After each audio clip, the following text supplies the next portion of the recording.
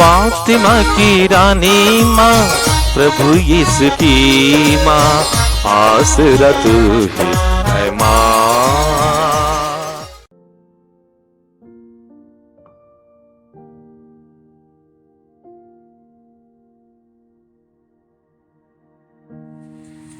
पहला पाठ निर्गमन ग्रंथ, अध्याय 23, पद संख्याएं 20 से 23 तक। प्रभु यह कहता है, मैं एक दूत को तुम्हारे आगे आगे भेजता हूँ। वह रास्ते में तुम्हारी रक्षा करेगा और तुम्हें उस स्थान ले जाएगा जिसे मैंने निश्चित किया है। उसका सम्मान करो और उसकी बातें सुनो। उसके विरुद्ध विद्रोह मत करो। वह तुम्हारा अपराध नहीं क्षमा करेगा, क्योंकि उसे मेरी ओर से अधिकार मिला है। यदि तुम उसकी बातें मानोगे और मैं जो कुछ कहूँगा वह सब पूरा करोगे, तो मैं तुम्हारे शत्रुओं का शत्रु और तुम्हारे विरोधियों का विरोधी बन जाऊंगा। मेरा दूत तुम्हारे आगे आगे चलेगा और तुम्हें अमोरियों, हित्तियों, पेरिजियों, कनानियों, हिवियों और यबूसियों के देश पहुंचा देगा और मैं इनका सर्वनाश करूंगा। यह प्रभु की वाणी है। ईश्वर को धन्यवाद। भजन अनुवाक्य। उसने तुम्हारे विषय में अपने दूतों को आदेश दिया है। उसने तुम्हारे विषय में अपने दूतों को आदेश दिया है कि तुम जहाँ कहीं भी जाओ वे तुम्हारी रक्षा करें। कि तुम जहाँ कहीं भी जाओ वे तुम्हारी रक्षा करें। तुम जो सर्वोच्च के आश्रय में रहते और सर्वशक्तिमान की छत्र छाया में सुरक्षित हो, तुम प्रभु से यह कहो, तू ही मेरी शरण है और मेरा गढ़। तू ही मेरा ईश्वर है, तुझ पर ही मैं भरोसा रखता हूँ। अनुवाक्य। उसने तुम्हारे विषय में अपने दूतों को आदेश दिया है। उसने तुम्हारे विषय में अपने दूतों को आदेश दिया है कि तुम जहाँ कहीं भी जाओ वे तुम्हारी रक्षा करें। कि तुम जहाँ कहीं भी जाओ वे तुम्हारी रक्षा करें। वह तुम्हें बहेलिये के फंदे से छुड़ाएगा जो तुम्हारा सर्वनाश चाहता है। वह तुम्हें अपने पंखों से छिपाएगा और तुम्हें उसके पैरों के नीचे शरण स्थान मिलेगा। अनुवाक्य। उसने तुम्हारे विषय में अपने दूतों को आदेश दिया है। उसने तुम्हारे विषय में अपने दूतों को आदेश दिया है कि तुम जहाँ कहीं भी जाओ वे तुम्हारी रक्षा करें। कि तुम जहाँ कहीं भी जाओ वे तुम्हारी रक्षा करें। तुम्हें ना तो रात्रि के आतंक से भय होगा और न दिन में चलने वाले बाण से ही, न अंधकार में फैलने वाली महामारी से और न दोपहर को उजाड़ने वाली विपत्ति से ही।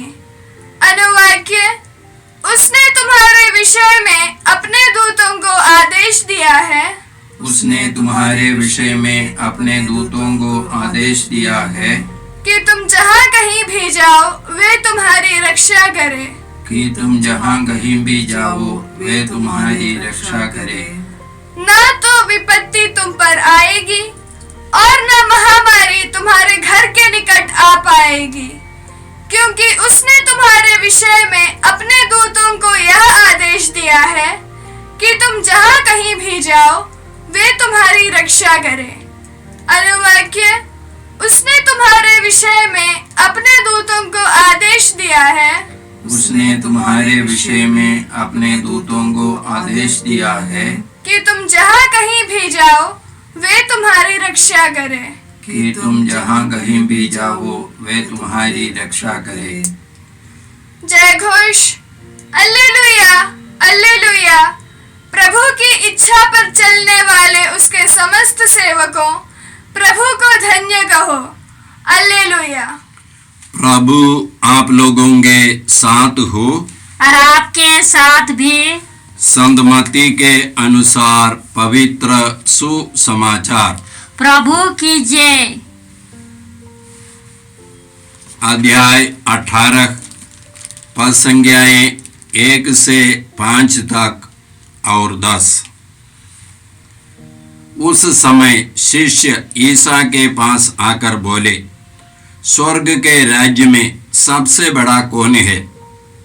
ईसा ने एक बालक को बुलाया और उसे उनके बीच खड़ा कर कहा, मैं तुम लोगों से यह कहता हूँ, यदि तुम फिर छोटे बालकों जैसे नहीं बन जाओगे तो स्वर्ग के राज्य में प्रवेश नहीं करोगे। इसलिए जो अपने को इस बालक जैसा छोटा समझता है वह स्वर्ग के राज्य में सबसे बड़ा है, और जो मेरे नाम पर ऐसे बालक का स्वागत करता है वह मेरा स्वागत करता है। सावधान रहो, उन अनहों में एक को भी तुच्छ ना समझो। मैं तुमसे कहता हूँ, उनके दूत स्वर्ग में निरंतर मेरे स्वर्गीय पिता के दर्शन करते हैं।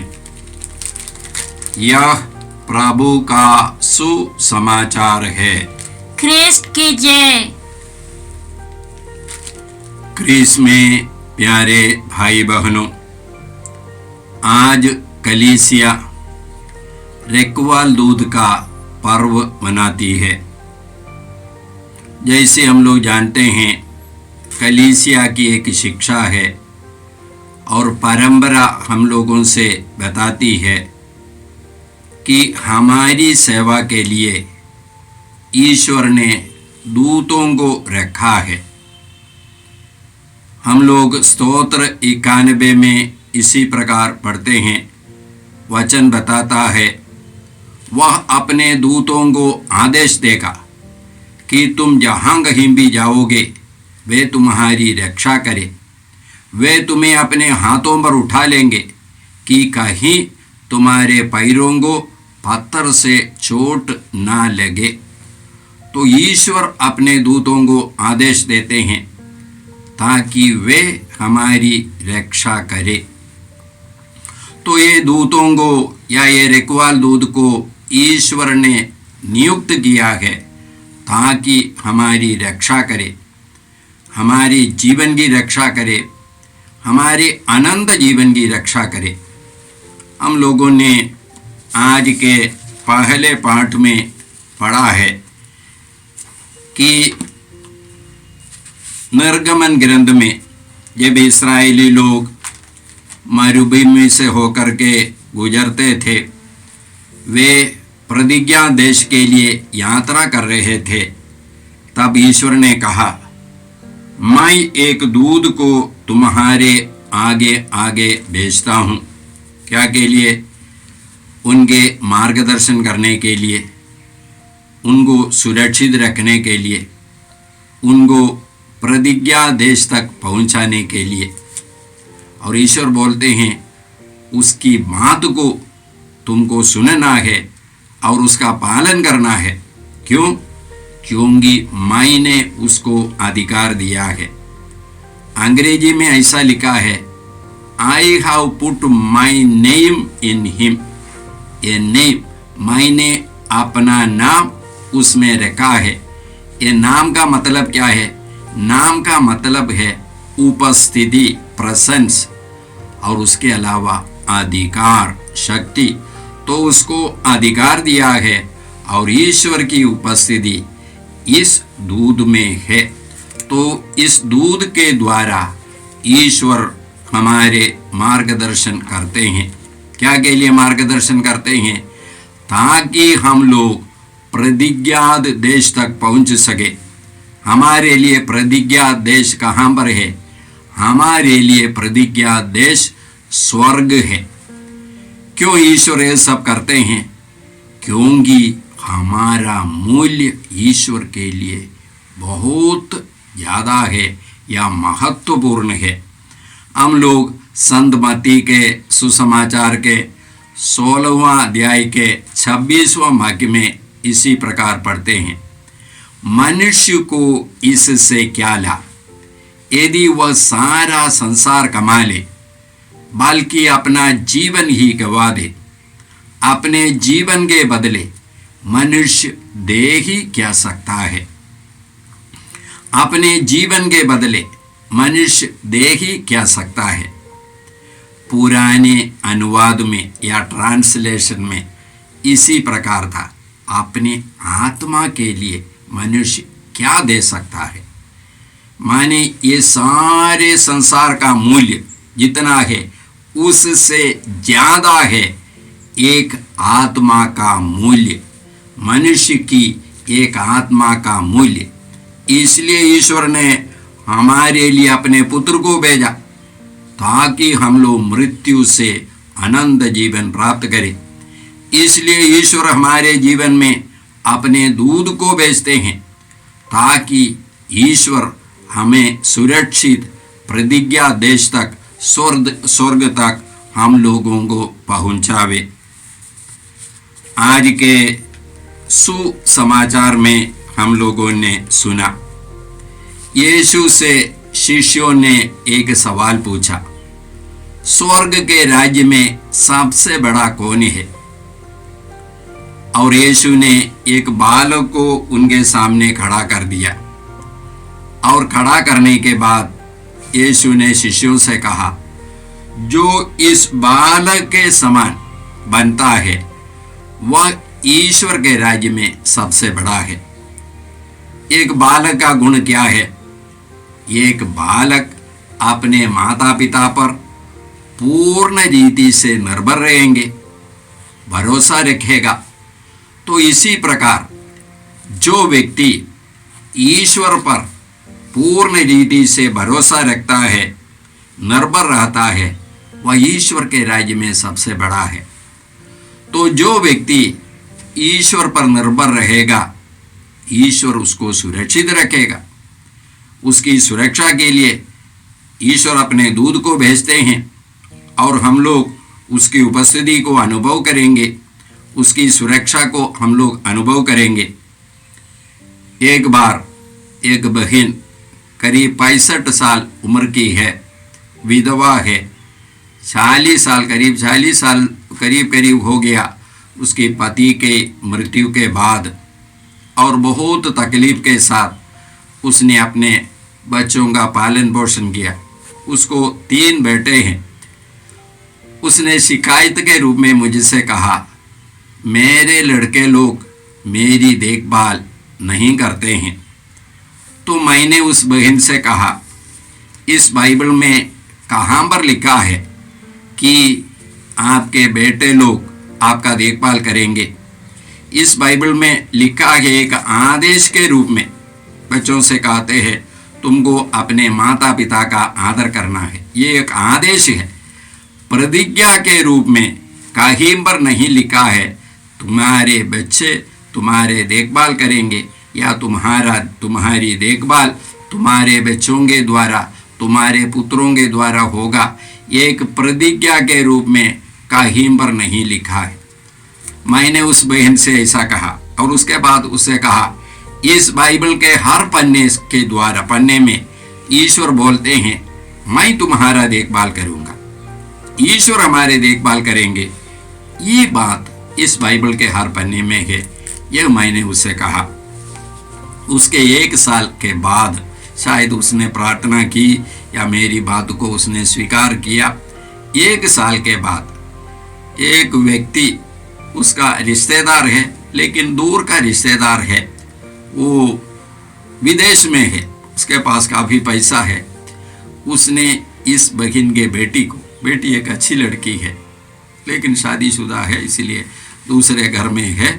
तो इस बेटी के खाते पर काफ़ी पैसा भेजा ये बता करके, जब माँ को मैंने उसे, ये महिला को किसी भी तकलीफ है, विशेष करके उसके स्वास्थ्य के लिए, यदि उसको रोगावस्था में उसकी सेवा शुश्रूषा करने के लिए पैसा सब नहीं है, इसका उपयोग करना, या जब कभी इसको ज़रूरत है, कभी ज़रूरत आती है तब इसको ये पैसा उपयोग कर सकते हैं। और बाद में ज़रूरत है तो फिर पूछना ऐसा बोल करके इसके काफ़ी पैसा मोटा रकम भेज दिया।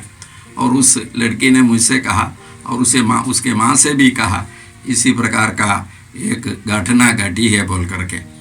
और उसके बाद उसके पड़ोस में एक धनी व्यक्ति है, उसको एक गाड़ी है। ये बहन को चर्च जाना है, करीब करीब सभी दिन वो चर्च जाना चाहती है, मिसा बलिदान में भाग लेना चाहती है। तो इस भाई ने कहा जब कभी बहन जी, जब कभी आपको ज़रूरत पड़ेगी चर्च जाने के लिए, ये गाड़ी आपके लिए है, आपके लिए तैयार होगा, आप आकर के ले सकते हैं, पूछ सकते हैं और आपको चर्च पहुंचाएंगे और उसके बाद वे लोग वापस लाएंगे। तो इसी प्रकार एक ही साल के अंतर्गत ईश्वर ने उसके लिए कार्य किया। शायद उसने अपने जीवन में इसके बारे में सोचा और इसके लिए प्रभु को धन्यवाद दिया होगा। हम लोग इब्रानियों के नाम पत्र में इसी प्रकार पढ़ते हैं, 13वां अध्याय के पहला और दूसरा वाक्य,